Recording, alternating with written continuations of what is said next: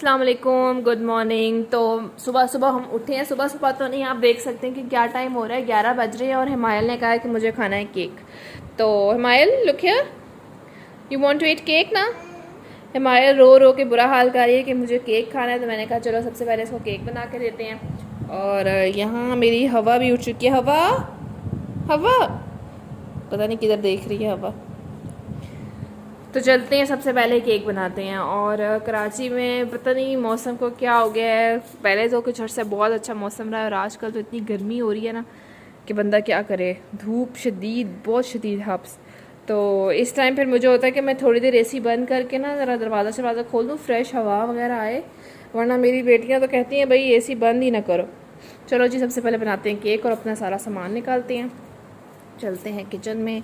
खुल जाओ SIM SIM.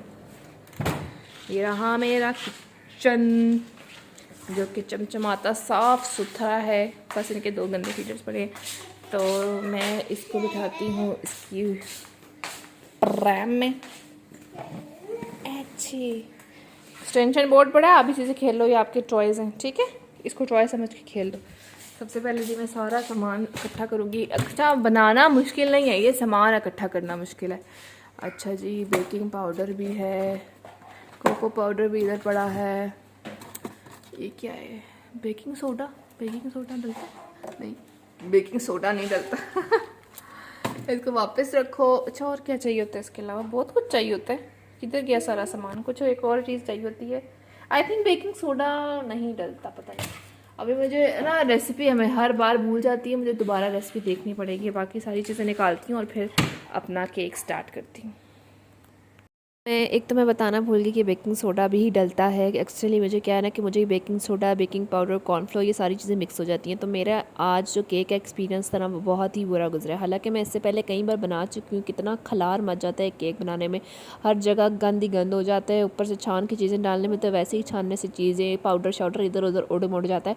तो खैर, केक बनाने की सबसे ज़्यादा मुसीबत ये होती है कि बहुत ज़्यादा खिलार मचता है। लेकिन सबसे ज़्यादा मुझे सहूलियत इस बात की होती है कि ना मुझे खिलार साफ़ करना पड़ता है, ना मुझे बर्तन धोने पड़ते हैं, जिसकी वजह से मैं फिर ये चीज़ें ट्राई करती हूँ और मैं सारा गंद चाचा के लिए छोड़ देती हूँ। फिर चाचा आकर मुझे खूब बदवाएं देता होगा, कहता होगा बाजी बस। मेरा ना केक में आज इतना बुरा मेरा हाल हुआ था ना। फिर ये जो मैंने कप केक्स दिए ना इमाइल को, ये मैंने पैकेट वाले दिए, मैंने नहीं बनाए।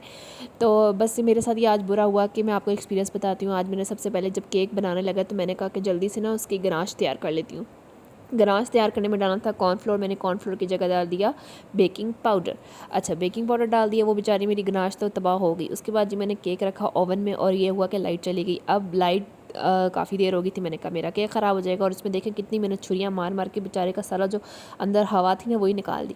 मैंने उसको रखा पतीले में कि चलो पतीले में बनाती हूँ। पतीले में कोई 15 मिनट गुजर गए तो वो ठीक ही ना हो, तब तक लाइट आ गई। मैंने कहा जी अब पतीले में तो बन नहीं रहा, दोबारा ओवन में रखती हूँ। मैंने उसको दूसरी बार फिर ओवन में रखा, दोबारा ओवन चलाया। फिर मैंने जब उसको काफ़ी टाइम बाद निकाला तो मुझे याद आया कि मैंने तो टेम्परेचर ही ऊपर 180 पे डिग्री पे सेट नहीं किया, मैंने तो उसको 120 अप पे किया, जिसकी वजह से वो बेक नहीं हो रहा। मैंने उसमें फिर छुरियाँ मार मार के चेक किया, मैं कहूँ ये पता नहीं पक क्यों नहीं रहा। अच्छा जी, बहुत ही मेरे केक के साथ आज बुरे हालात हुए। जो मैंने गनाश बनाई थी उसमें कॉर्नफ्लोर की बजाय मैंने बेकिंग पाउडर डाल दिया, तो वो भी मैंने केक के मटीरियल में मिक्स कर दिया। मैंने कहा अब सारा मटीरियल ज़ाया जाएगा, दूध कोको पाउडर बहुत कुछ डाला था तो ज़ाया जाएगा, वो भी मैंने इस केक में मिक्स कर दिया। मैंने कहा आज इस केक का अल्लाह ही हाफ़िज़ है, पता नहीं इसका केक का क्या होगा। लेकिन खैर जब ये केक बन गया तो मैंने ऊपर से जब इसका पेपर उतारा तो शक्ल से तो बहुत प्यारा था, बहुत सॉफ्ट था और बिल्कुल अच्छे से तैयार हो चुका था, बिल्कुल नहीं जला था। ये ज़रा कैमरे का रिजल्ट आपको ऐसा लग रहा है कि शायद जला हुआ है कच्चा, लेकिन ऐसा बिल्कुल नहीं है। बहुत ही परफेक्ट बना था इसका, बहुत ही स्मूथ था। और यकीन करें जितनी मैंने गड़बड़ी आज केक बनाने में की थी ना, गनाश जो मैंने इसमें मिक्स कर दिया था, तो उसकी वजह से इस केक का फ्लेवर डबल मज़े का हो गया था। मतलब ये केक आज इस बार ऐसा बना था ना कि मैं कहती हूँ मेरा पहले कभी केक ऐसा नहीं बना। हाँ, ख्वारी बहुत हुई आज केक को बनाने में, पता नहीं क्या कुछ हुआ। मैंने पहले कहा कि गनाश बनाती ना, फिर मैंने कहा नहीं यार थोड़ा सा गनाश बना लेती, क्योंकि वो जो चॉकलेट गनाश है ना वो ऊपर लगा के ज़्यादा ही फ्लेवर इनहेंस हो जाता है। यहाँ पर बहुत गर्म था, जब मैंने उठाया तो मेरा हाथ ही सड़ गया भाई। फिर मैंने वापस इसको दोबारा रखा, लेकिन मैंने कहा आप दिखाना तो है। मैंने इसको दोबारा उठाया और आप देखें कितना ये सॉफ्ट बना है, इतना ये नरम और इतना इसका टेस्ट मज़े का था ना। तो खैर ऐसा तो हो नहीं सकता कि मैं अपने हस्बैंड का इंतज़ार करूँ और जब वो आए तो मिल के खाएँ। तो मैंने उससे पहले ही अपने हिस्से का केक खा चुकी थी और बहुत ही यमी का केक बना था। तो बस केक शेक बनाया मैंने। और ये मैं बनाती हिमायल के लिए क्योंकि उसे बहुत पसंद है, तो मैं साथ में अपने भी चस्के पूरे कर लेती हूँ। खैर फिर मैं हिमायल को थोड़ी देर के लिए बाहर लेकर गई। यहाँ पर मैं नाकाम कोशिश करी थी कि मैं एक अच्छी सी वीडियो इनकी कैप्चर कर सकूँ, लेकिन मेरे एक हाथ में मोबाइल था और एक हाथ में मेरा कैमरा था और दूसरे हाथ में मतलब रिमोट था जिससे मैं गाड़ी चला रही थी। रिमोट चलाऊँ या वीडियो बनाऊँ कुछ समझ नहीं आती। रिमोट चलाने लगती थी तो कैमरा हिल जाता था, कैमरे को सेट करती थी वजह से रिमोट मेरे से बटन बंद हो जाता, जिसकी वजह से गाड़ी ऐसे बेचारी अटक अटक के जा रही थी ना, जैसे बेचारी को कौन से ना दौरे पड़ते हो। तो खैर इन दोनों को मैं रोज़ शाम को ज़रा बाहर गाड़ी पे लेके जाती हूँ, थोड़ा इन्जॉय कराती हूँ। पहले तो हुरब सही नहीं बैठ सकती थी, लेकिन अब हुरब को भी बैठना आ गया तो वो भी सही मजबूती से पकड़ के बैठती है और सही दोनों इन्जॉय करती हैं। ऐसे महारानियाँ बन के घूम फिरी होती हैं रोड पर, जैसे पूरी रोड ही नहीं किया। तो खैर आप देखें मेरी माशाल्लाह से दोनों बेटियां बहुत प्यारी लग रही हैं। माशाल्लाह माशाल्लाह प्लीज़ आप लोग भी माशाल्लाह बोल दिया करें, क्योंकि बच्चों को नज़र बहुत जल्दी लगती है।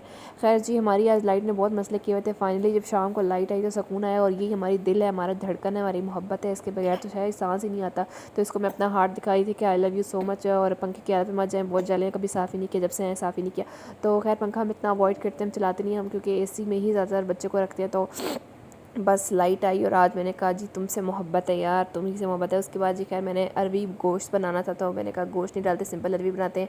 तो अभी तो मैंने सिर्फ उसको ऊपर से छीला था, और अरवी लोग फ्राई करके बनाते हैं, लेकिन मैं अरवी को बिल्कुल फ्राई नहीं करती। हाँ, मैंने इसको पैम्पर फ्री टाइम दिया होता थोड़ा सा, तो इसलिए मैं नीचे शीट वगैरह बिछा देती हूँ, ताकि इसको थोड़ी देर पैम्पर से ना बेचारी को सांस भी लेने दिया करूँ। तो शो अस योर पोनी। इसकी मैंने सिखों वाली पोनी बनाई है, और वो खो रही है शीशे में, उसने देखा और उसको पसंद नहीं आई। आजकल कितने छोटे छोटे बच्चे हैं, उनको पता है कि हमें किस तरह की चीज़ पहननी है और किस तरह की नहीं। इसने आप देखें ऊपर से ख़राब कर दिया, वगैरह बड़ी प्यारी सिखों वाली पोनी लाई थी, ऐसे ऊपर से छोटा सा गोल सा सिखों वाला बनाया था। इस बच्चे ने तो आज तंग करने का ठेका उठा लिया मुझे।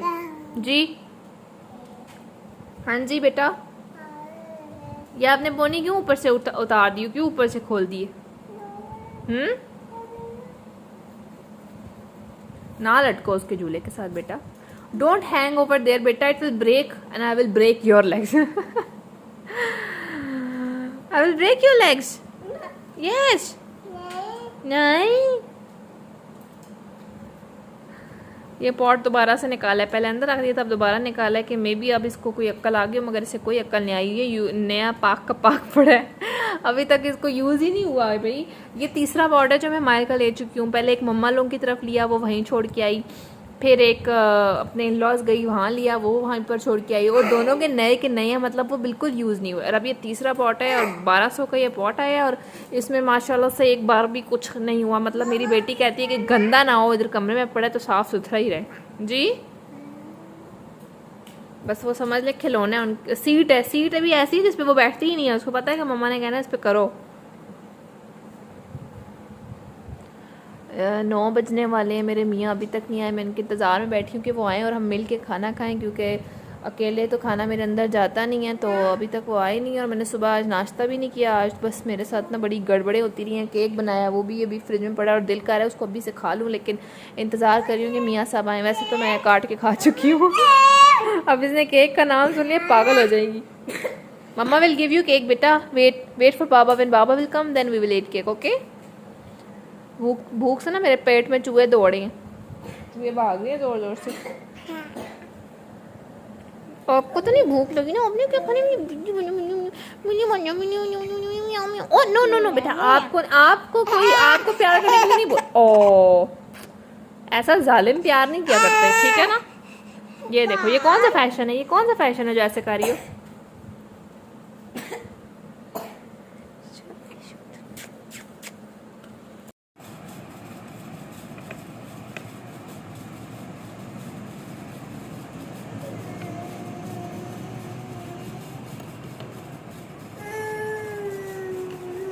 मायर